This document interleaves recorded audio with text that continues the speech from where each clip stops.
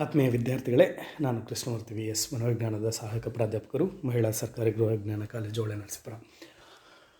ಆತ್ಮೀಯ ವಿದ್ಯಾರ್ಥಿಗಳೇ, ಈ ಹಿಂದೆ ಕಳೆದ ವಿಡಿಯೋಗಳಲ್ಲಿ ವರ್ತನೆಗೆ ಜೈವಿಕ ಆಧಾರ ಏನಿದೆ, ವರ್ತನೆಯನ್ನು ಪ್ರಭಾವಿಸ್ತಕ್ಕಂಥ ದೇಹದ ಅಂಶಗಳು ಯಾವುದ್ಯಾವುದು ಅನ್ನೋದನ್ನು ಅರ್ಥ ಮಾಡಿಕೊಳ್ಳುವಲ್ಲಿ ಪ್ರಮುಖವಾಗಿ ನರಮಂಡಲ ವ್ಯವಸ್ಥೆ ಬಗೆಗೆ ನಾವು ಚರ್ಚೆ ಮಾಡ್ತಾಯಿದ್ದು.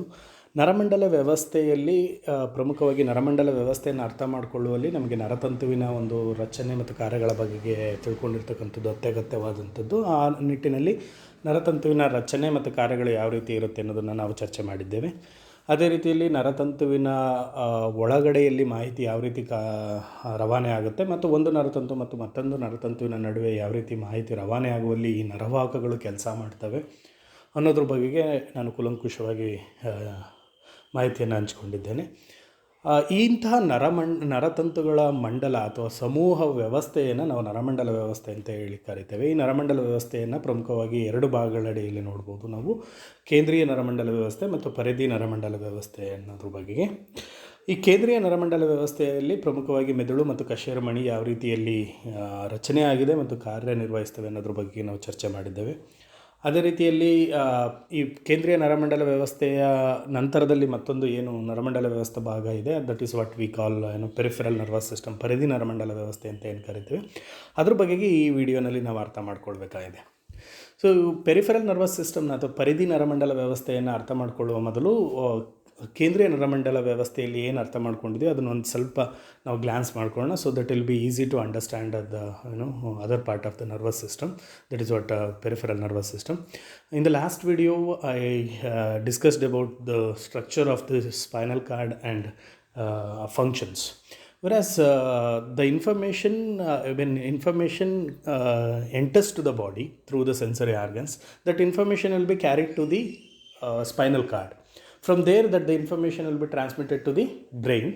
Again, whatever that the brain sends the orders or that the movement information, so that will be, again it comes through the spinal cord and that will be reached to the muscles or glands or sensory organs like that and all. So based on this we can understood that, so we discussed about the structure and function of the spinal cord, which transmits the information from other parts of the body to the brain. The question is, ಈ spinal ಕಾರ್ಡಿಗೆ ಮಾಹಿತಿಯನ್ನು ತಲುಪಿಸುವ ಅಂಗಾಂಗಗಳು ಯಾವುದು? ಅದು ಈ spinal ಕಾರ್ಡೇನೋ ಮೆದುಳಿಗೆ ಮಾಹಿತಿಯನ್ನು ತಲುಪಿಸುತ್ತೆ, ಆದರೆ ಸ್ಪೈನಲ್ ಕಾರ್ಡ್ಗೆ ಕಶೇರುಮಣಿಗೆ ಮಾಹಿತಿಯನ್ನು ತಲುಪಿಸ್ತಕ್ಕಂತಹ ಅಂಗಾಂಗಗಳು ಯಾವುದ್ಯಾವುದು, ಯಾವ ರೀತಿ ಮಾಹಿತಿ ರವಾನೆ ಆಗುತ್ತೆ? ಫಾರ್ ಎಕ್ಸಾಂಪಲ್, ಈಗ ನಾವು ಕಣ್ಣಿಂದ ನೋಡ್ತಿರ್ತಕ್ಕಂಥ ಮಾಹಿತಿ ಅಥವಾ ಕಿವಿಯಿಂದ ಕೇಳ್ತಿರ್ತಕ್ಕಂಥ ಮಾಹಿತಿ, ಅಥವಾ ನಾವು ಕೈಗೆ ಏನಾದರೂ ಚುಚ್ಚಿದ್ರೆ ಅಥವಾ ಕೈಯಲ್ಲಿ ಏನೋ ಇಟ್ಕೋಬೇಕು ನಾವು, ಆಗ ಅಂತಹ ಮಾಹಿತಿ ಎಲ್ಲದೂ ಕೂಡ ಯಾವ ರೀತಿ ಕಶೇರುಮಣಿಗೆ ಹೋಗಿ ತಲುಪುತ್ತೆ. ನಂತರದಲ್ಲಿ ಕಶೇರುಮಣಿ ಆ ಮಾಹಿತಿಯನ್ನು ಏನು ಮಾಡುತ್ತೆ, ಮೆದುಳಿಗೆ ಕೊಂಡೊಯ್ಯುತ್ತೆ.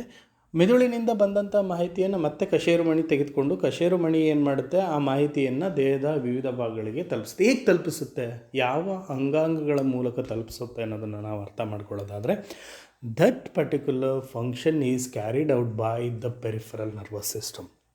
ಪರಿಧಿ ನರಮಂಡಲ ವ್ಯವಸ್ಥೆ ಅಂತ ಹೇಳಿ ಕರಿತೇವೆ ನಾವು.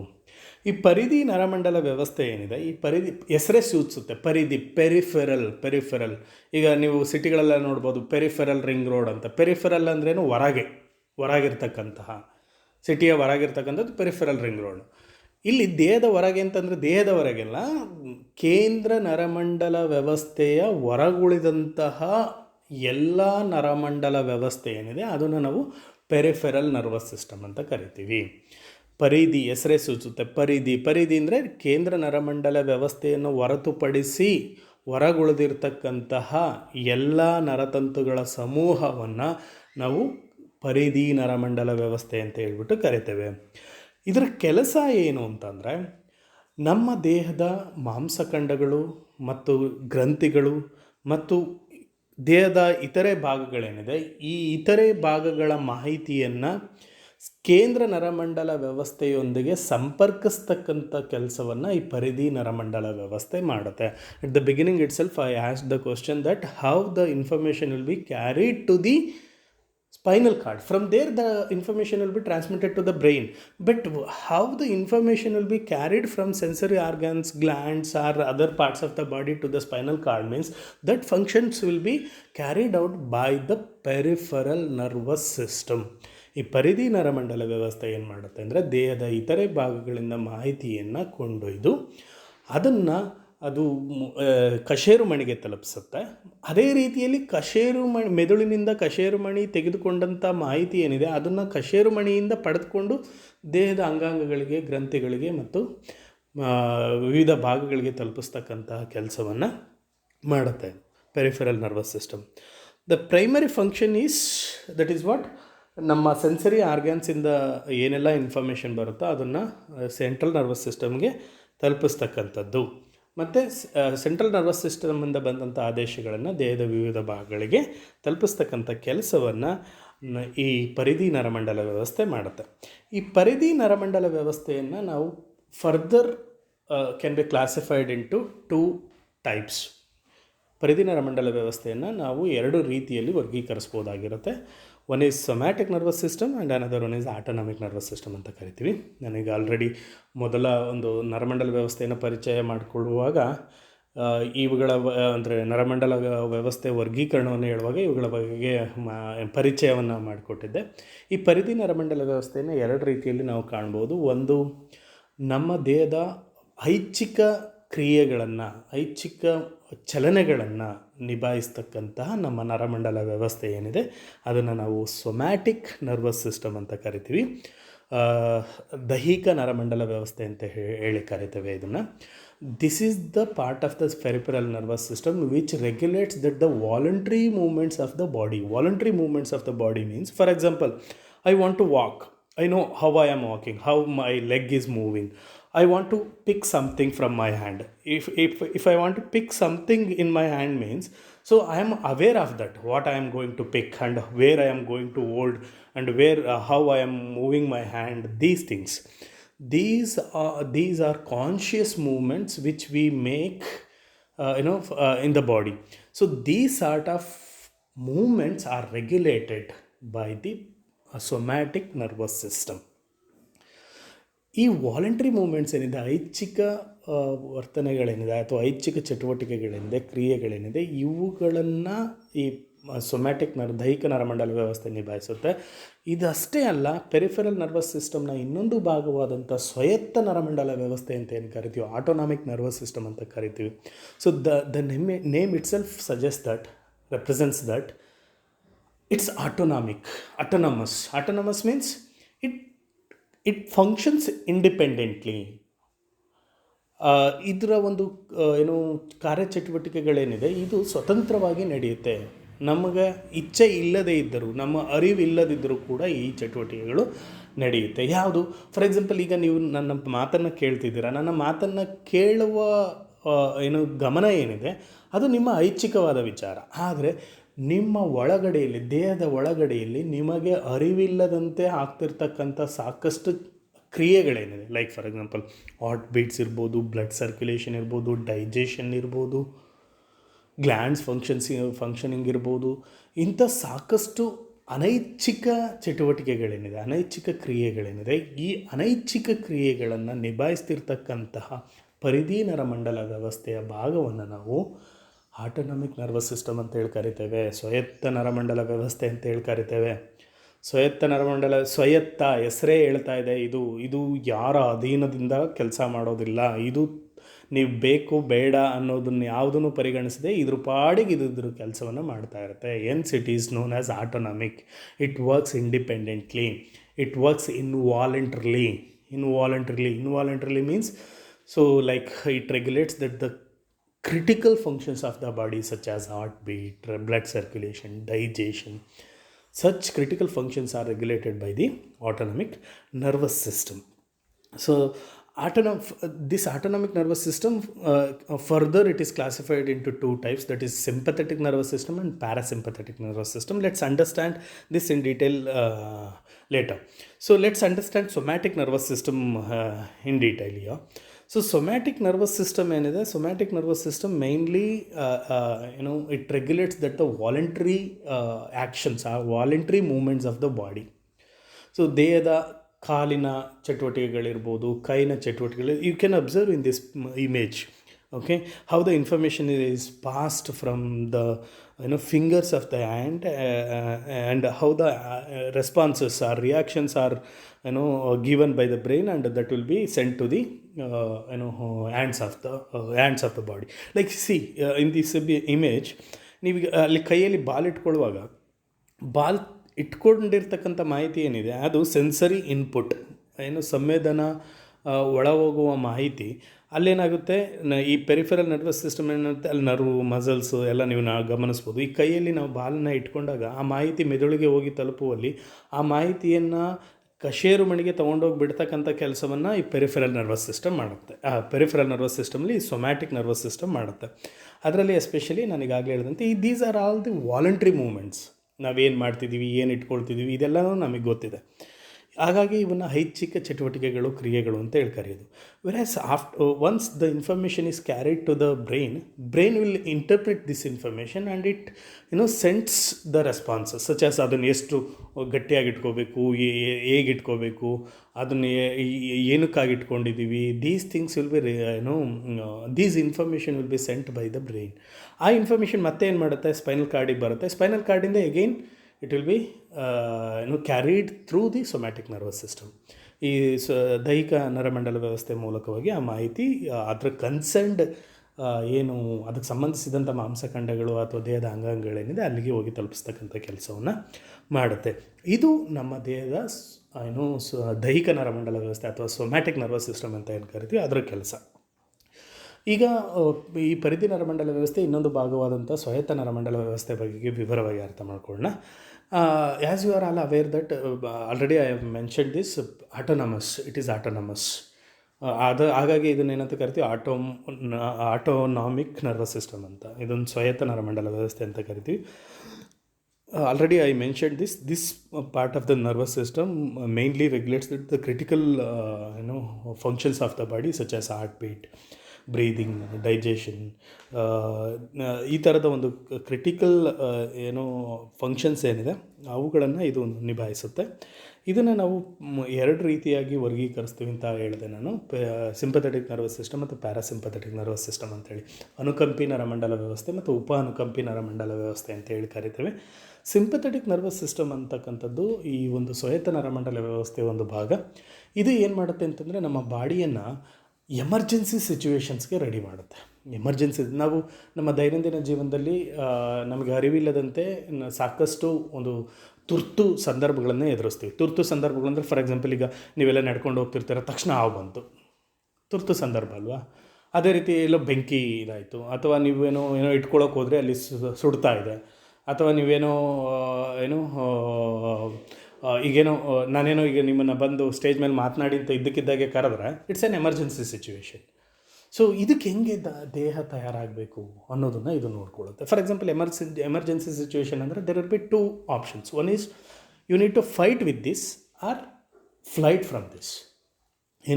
ನಿಮಗೆ ಎದುರಾಗಿರ್ತಕ್ಕಂಥ ತುರ್ತು ಸಂದರ್ಭ ಏನಿದೆ ಅದರಿಂದ ನೀವೇನಾಗಬೇಕು, ಅದ್ರ ಜೊತೆ ಹೋರಾಡಬೇಕು ಅಥವಾ ಓಡೋಗಬೇಕು.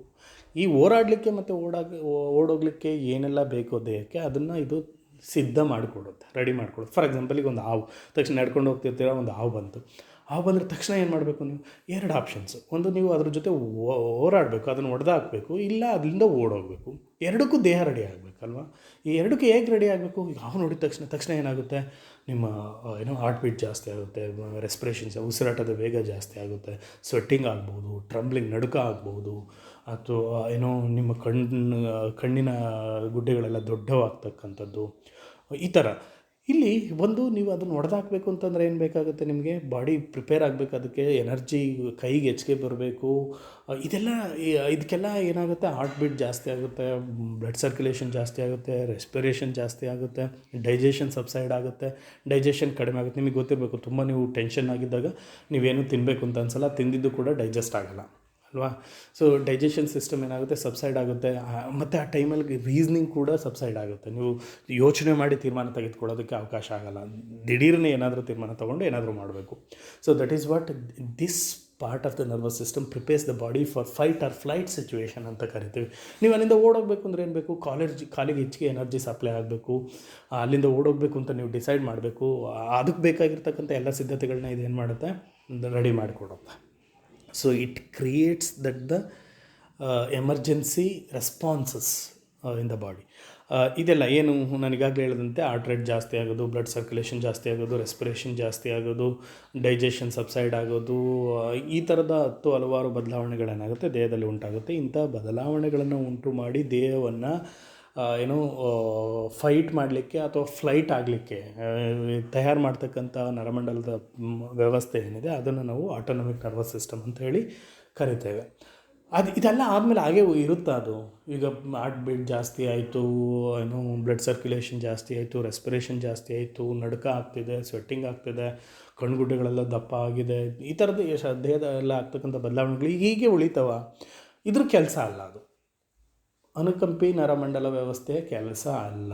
ಇದೇನು ರೆಡಿ ಮಾಡೋದು ಅಷ್ಟೇ ಇದ್ರ ಕೆಲಸ. ಅದನ್ನೆಲ್ಲದನ್ನು ಮತ್ತು ನಾರ್ಮಲ್ ಕಂಡೀಷನಿಗೆ ತರಬೇಕಲ್ವ, ನಾರ್ಮಲ್ ಕಂಡೀಷನಿಗೆ ಬರಬೇಕಲ್ವ. ಈಗ ಹಾವು ಹೊಡೆದಾಕಿದ ಮೇಲೆ ಅಥವಾ ಅಲ್ಲಿಂದ ಓಡೋದ್ಮೇಲೆ ಎಷ್ಟೊತ್ತು ನೀವು ಹಿಂಗೆ ಉಸಿರು ಬಿಡ್ತಿರ್ತೀರ ಅಥವಾ ನಿಮ್ಮ ದೇಹದಲ್ಲಿ ಆಗಿರ್ತಕ್ಕಂಥ ಬದಲಾವಣೆಗಳು ಎಷ್ಟೊತ್ತಿರುತ್ತೆ, ಅದೇನಾಗಬೇಕು, ಸಬ್ಸೈಡ್ ಆಗಬೇಕು. ಆ ಕೆಲಸವನ್ನು ಏನು ಮಾಡುತ್ತೆ, ಪೆರಿಫೆರಲ್ ನರ್ವಸ್ ಸಿಸ್ಟಮ್ ಇದೆಯಲ್ಲ, ಪೆರಿಫೆರಲ್ ನರ್ವಸ್ ಸಿಸ್ಟಮ್ ಇದು ಕೆಲಸ ಮಾಡುತ್ತೆ. ಅನುಕಂಪಿ ವ್ಯವಸ್ಥೆಯಲ್ಲಿ ಏನೆಲ್ಲ ಬದಲಾವಣೆಗಳಾಗಿ ದೇಹದಲ್ಲಿ ಏರುಪೇರುಗಳಾಗಿರ್ತವೋ ಅವುಗಳನ್ನು ಇದೇನು ಮಾಡುತ್ತೆ, ಮತ್ತು ಸಾಮಾನ್ಯ ಸ್ಥಿತಿಗೆ ಕೊಂಡೊಯ್ತಕ್ಕಂಥ ಕೆಲಸವನ್ನು ಇದು ಮಾಡುತ್ತೆ. ಈಗ ಹಾರ್ಟ್ ರೇಟ್ ಜಾಸ್ತಿ ಆಗಿರುತ್ತೆ, ಅದನ್ನು ಮತ್ತೆ ನಾರ್ಮಲ್ ಸ್ಟೇಟಿಗೆ ತರುತ್ತೆ. ರೆಸ್ಪಿರೇಷನ್ ಜಾಸ್ತಿ ಆಗಿರುತ್ತೆ, ಅದನ್ನು ನಾರ್ಮಲ್ ಸ್ಟೇಟಿಗೆ ತರುತ್ತೆ. ಸೊ ಡೈಜೆಷನ್ ಸಬ್ಸೈಡ್ ಆಗಿರುತ್ತೆ, ಮತ್ತು ಅದನ್ನು ಡೈಜೆಷನ್ನ ನಾರ್ಮಲ್ ಸ್ಟೇಟಿಗೆ ತರುತ್ತೆ. ಸೊ ಈ ಪ್ಯಾರಾಸಿಂಪಥೆಟಿಕ್ ನರ್ವಸ್ ಸಿಸ್ಟಮಿಂದ ಉಪ ಅನುಕಂಪಿ ನರಮಂಡಲ ವ್ಯವಸ್ಥೆ ಏನಿದೆ ಇದು ಇಡೀ ದೇಹದಲ್ಲಾಗಿರ್ತಕ್ಕಂಥ ಬದಲಾವಣೆಗಳನ್ನು ಮತ್ತೆ ಸಾಮಾನ್ಯ ಸ್ಥಿತಿಗೆ ತಂದು ನಿಲ್ಲಿಸುತ್ತೆ. So this is what that the sympathetic and parasympathetic nervous nervous system works. So autonomic nervous system prepares the body for fight or flight situation, whereas the sympathetic nervous system does that, whereas parasympathetic nervous system it bring back the body to the normal condition. From whatever that the changes happened from the influence of autonomic nervous system. This is the way that the autonomic nervous system works.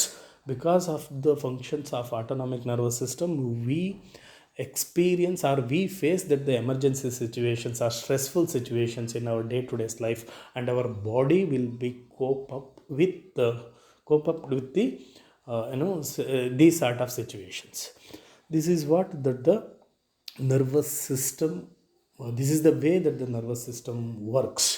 ಇದಿಷ್ಟು ನಿಮಗೆ ಅರ್ಥ ಆಗಿದೆ ಅಂತ ನಾನು ಭಾವಿಸ್ತೇನೆ. ಇದುವರೆಗೆ ನಾನು ಇಡೀ ನರಮಂಡಲ ವ್ಯವಸ್ಥೆಯ ಬಗೆಗೆ ಮಾಹಿತಿಯನ್ನು ಒದಗಿಸಿಕೊಟ್ಟಿದ್ದೇನೆ. ಈ ವಿಡಿಯೋದಲ್ಲಿ ಮುಖ್ಯವಾಗಿ ಪೆರಿಫೆರಲ್ ನರ್ವಸ್ ಸಿಸ್ಟಮ್ ಬಗ್ಗೆ, ಪರಿಧಿ ನರಮಂಡಲ ವ್ಯವಸ್ಥೆ ಯಾವ ರೀತಿ ರಚನೆ ಆಗಿದೆ ಮತ್ತು ಕಾರ್ಯನಿರ್ವಹಿಸುತ್ತೆ ಅನ್ನೋದ್ರ ಬಗ್ಗೆ ಮಾಹಿತಿಯನ್ನು ಒದಗಿಸಿಕೊಟ್ಟಿದ್ದೇನೆ. ಆ ಮಾಹಿತಿಯನ್ನು ಒಂದು ಬಾರಿ ನಾವು ಮೆಲುಕು ಹಾಕ್ಕೊಳ್ಳೋದಾದರೆ, ಸೊ ಪರಿಧಿ ನರಮಂಡಲ ವ್ಯವಸ್ಥೆ ಏನಿದೆ ಇದು ಕೇಂದ್ರೀಯ ನರಮಂಡಲ ವ್ಯವಸ್ಥೆಗೆ ಇಡೀ ದೇಹವನ್ನು ಕನೆಕ್ಟ್ ಮಾಡ್ತಕ್ಕಂಥ ನರಮಂಡಲ ವ್ಯವಸ್ಥೆ. ಇದರಲ್ಲಿ ನಾವು ಎರಡು ರೀತಿಯಲ್ಲಿ ಈ ಪರಿಧಿ ನರಮಂಡಲ ವ್ಯವಸ್ಥೆನ ಎರಡು ರೀತಿಯಲ್ಲಿ ಕಾಣ್ತೇವೆ. ಒಂದು ಸೊಮ್ಯಾಟಿಕ್ ನರ್ವಸ್ ಸಿಸ್ಟಮು ಮತ್ತು autonomic nervous system. Somatic nervous system ಏನಿದೆ ಇದು ನಮ್ಮ ದೇಹದ ಐಚ್ಛಿಕ ಕ್ರಿಯೆಗಳನ್ನು ಇದು ನಿಭಾಯಿಸುತ್ತೆ. ಆಟೋನಾಮಿಕ್ ನರ್ವಸ್ ಸಿಸ್ಟಮ್ ಇದು ನಮ್ಮ ಅನೈಚ್ಛಿಕ ಕ್ರಿಯೆಗಳನ್ನು ನಿಭಾಯಿಸುತ್ತೆ.